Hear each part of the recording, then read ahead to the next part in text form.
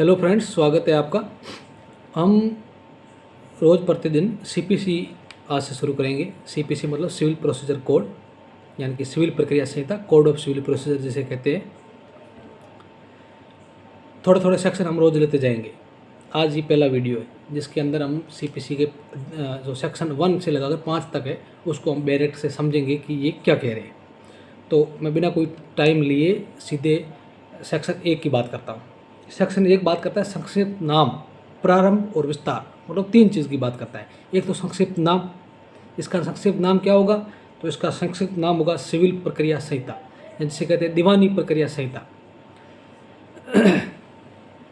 English में कहते हैं कोड ऑफ सिविल प्रोसीजर 1908, ये इसका पूरा नाम है। फिर कहता है प्रारंभ, ये प्रारंभ यानी कि शुरुआत कब से होगी इसकी? तो ये 1 जनवरी 1909 से शुरू होती है, मतलब लागू होती है। तो नाम तो इसका हो गया सिविल प्रक्रिया संहिता 1908, लागू होती है 1 जनवरी 2009 से।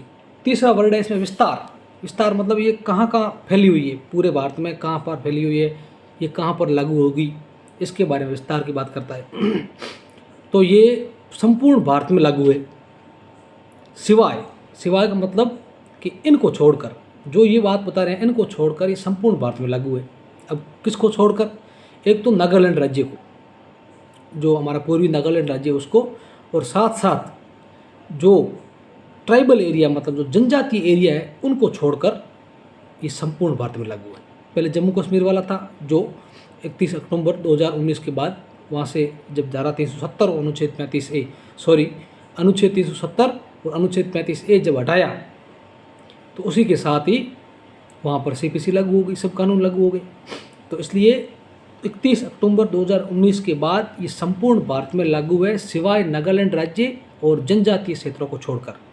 अब सवाल है कि जनजातीय क्षेत्रों और नागालैंड राज्य को छोड़कर है तो फिर इनमें लागू कैसे होगी? तो जैसे जनजातीय क्षेत्र छत्तीसगढ़ है, जैसे एमपी का कोई क्षेत्र है, जैसे पूर्व में कोई जनजातीय क्षेत्र है, तो अगर वहाँ इस सीपीसी को लागू कराना है तो वहाँ की जो राज्य सरकार है, जैसे एमपी में लागू कराना, तो एमपी की राज्य सरकार है वो अपने गजट नोटिफिकेशन मतलब अपना जो राजपत्र है उसमें एक अधिसूचना निकालेगी। उस अधिसूचना में ये कहेगी कि सिविल प्रक्रिया संहिता का ये प्रावधान या ये सिविल प्रक्रिया संहिता पूरी इस एरिया में लागू होगी। जनजातीय क्षेत्रों में लागू करने के लिए ये होता है। तो फिर जनजातीय क्षेत्र कौन से? तो ये अनुसूची जो 6 में हमारे दिए हुए हैं वो है, संविधान की जो अनुसूची 6 है उसमें जो दिए हुए जनजातीय क्षेत्र है उनकी बात करता है।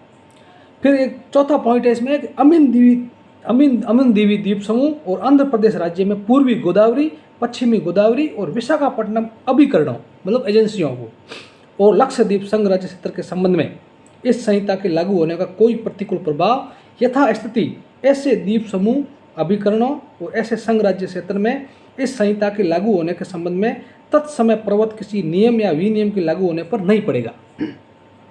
ये समझना मुश्किल है। इसका मतलब ये है कि अमन द्वीप मतलब अंडमान निकोबार द्वीप समूह और लक्षद्वीप, और जो आंध्र प्रदेश का जो पूर्वी गोदावरी, ईस्ट गोदावरी, वेस्ट गोदावरी और विशाखापट्टनम तमिलनाडु का, आंध्र प्रदेश का, यहाँ की जो एजेंसीज है यहाँ पर ये लागू कैसे होगा? तो यहाँ पर ये ऐसे लागू होगा कि अगर उनका कोई स्पेशल नियम बना हुआ है ना इसके सिविल के बारे में कोई, तो उसके ऊपर ये प्रतिकूल प्रभाव नहीं डालेगी सीपीसी। जो अपनी सीपीसी है ये अगर वहाँ लागू होती है तो ये ऐसा प्रभाव नहीं डालेगी कि वहाँ का कोई नियम बना हुआ है उनका, इन अभिकरणों का मतलब कोई एजेंसियों का, या अमनद्वीप में या लक्षद्वीप में, इनमें कोई ऐसा कानून नियम बना हुआ है तो उनके ऊपर ये सीपीसी प्रतिकूल प्रभाव नहीं डालेगी। ये बात करता है जो सिविल सीपीसी का हमारा सेक्शन 1। फिर सेक्शन 2 में परिभाषाएं दी हुई है। परिभाषाएं अल्फ़ाबेटिक दी हुई है। सबसे पहले कोड है, संहिता मतलब कोड मतलब जो पूरा बंधे हुए है सीपीसी। डिक्री बहुत बड़ी, इसको तो अलग से एक पूरा वीडियो लगेगा।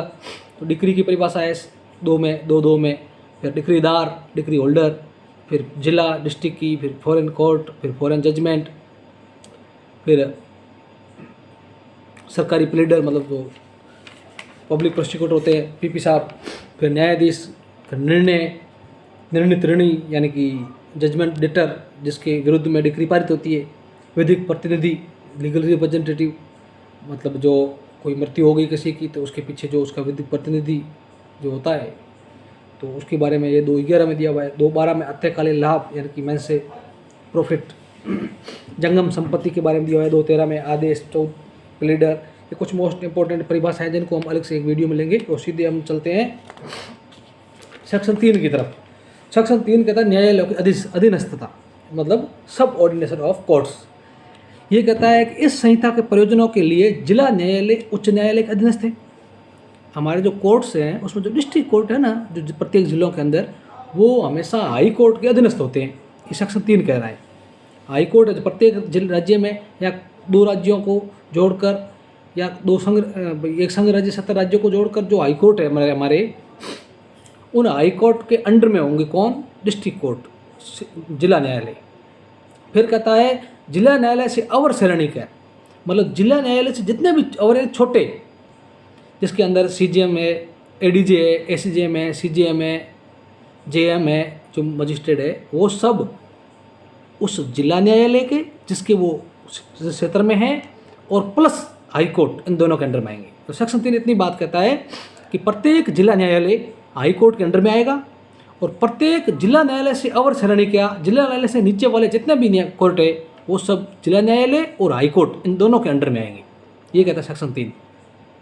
फिर सेक्शन 4 कहता है व्यवर्तिया, मतलब सेविंग्स। इसका मतलब ये है, इस व्यवस्था में देखो जैसे इसका जो पहला क्लॉज है उसमें लिखा हुआ है इसके प्रतिकूल किसी निर्दिष्ट उपबंध के अभाव में इस संहिता किसी भी बात के बारे में ये नहीं समझा जाएगा कि वह किसी विशेष या स्थानीय विधि को जो अपरवर्त है या तत्समय प्रवृत्त किसी अन्य विधि द्वारा या उसके अधीन प्रदत्त किसी विशेष अधिकारिता या शक्ति को या विविध प्रक्रिया के किसी विशेष रूप को परिसीमित करती है। मतलब ये है कि किसी राज्य में या किसी क्षेत्र में कोई स्पेशल कानून है और CPC भी वह है वह लागू, तो ऐसे में CPC उस पर हावी नहीं होगी। मतलब वो स्पेशल कानून माना जाएगा, उसको जो स्थानीय विधि जो लोकल लॉ है उसके ऊपर CPC हावी नहीं होगी। मतलब CPC उसके नीचे रहेगी, वो स्थानीय काम पहले करेगा। ये कहता है पहला क्लोज। फिर कहता है विशिष्टता और उपतर 1 में अंतर्विष्ट प्रतिपादना की व्यापकता को प्रतिकूल प्रभाव डाले बिना इस संहिता किसी भी बात के बारे में ये नहीं समझा जाएगा कि वो किसी ऐसे उपचार पर सीमित करती है। अच्छा, जो रेवेन्यू अपने टेनेंसी एक्ट बने हुए हैं उसके ऊपर भी ये CPC उसके प्रतिकूल प्रभाव नहीं डालेगी। अगर ज़रूरत है तो उसमें इसके प्रावधान ले सकते हो, लेकिन अगर रेवेन्यू के जो कोर्ट जो अपने रूल बने हुए हैं, जो नियम बने हुए हैं, जो कानून बने हुए हैं राजस्व के, उसके ऊपर उसके ऊपर भी ये प्रतिकूल प्रभाव नहीं डालेगी। ये बात कहती है सेक्शन 4 2 बात। फिर सेक्शन 5 कहती है संहिता का राजस्व न्यायालय को लागू होना। राजस्व न्यायालय मतलब जो SDO कोर्ट होते हैं, SDM कोर्ट होते हैं, वहाँ पर राजस्व के मामले चलते हैं। तो ये सेक्शन 5 ये कहता है कि जो ये CPC है, ये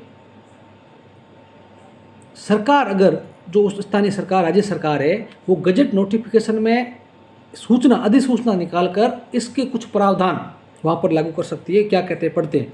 जहाँ कोई राजस्व न्यायालय प्रक्रिया संबंधी ऐसी बातों पर, प्रक्रिया संबंधित, CPC प्रक्रिया संबंधित है, बातों में जिन पर ऐसे न्यायालयों को लागू कोई विशेष अधिनियमित मौन है, इस संहिता के उपबंधों द्वारा शासित हैं, वहाँ राज्य सरकार राजपत्र में अधिसूचना द्वारा, राज्य सरकार अपना राजपत्र होगा उसमें अधिसूचना द्वारा ये घोषणा कर सकेगी। क्या घोषणा करेगी? कि उन उपबंधों के कोई भी प्रभाग जो इस संहिता द्वारा अभिव्यक्त रूप में लागू नहीं की गए हैं उन न्यायालयों को लागू नहीं होंगे या उन्हें केवल ऐसे उपांतरों के साथ लागू होंगे जैसे राज्य सरकार विहित करे। मतलब किसी राजस्व न्यायालयों में ये CPC लागू कर दी है तो राज्य सरकार अधिसूचना निकाल कर ये कहेगी कि भाई इस CPC के अंदर ये प्रावधान आप अपने राजस्व न्यायालय में लागू नहीं करेंगे। मतलब कुछ चीज़ों से छूट दे दी है।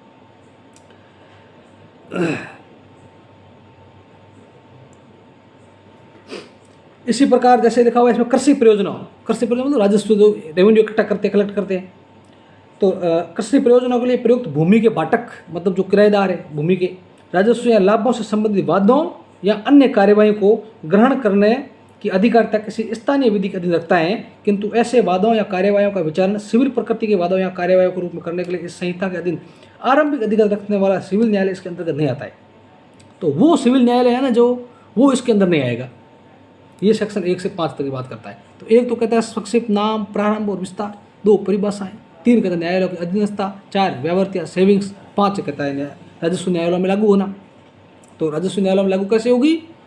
सरकार कुछ स्पेशल प्रोविजन कर सकती है इसके लिए अधिसूचना निकाल कर। ये सेक्शन 1 से लेकर 5 तक। कल हम फिर इसके नेक्स्ट के पार्ट पढ़ेंगे, 6 से लगाकर 10 तक या 9 तक पढ़ेंगे। तो थैंक यू। और ये मैं समझा रहा हूँ या पढ़ा रहा हूँ, साथ साथ आप अपना भी बैरेक्ट लेके बैठिए, ताकि मैं पढ़ रहा हूँ तो आपको समझ में आएगा आसानी से। अगर आपका बैरेक्ट साथ में नहीं है तो फिर ये समझ में नहीं आएगा। Thank you.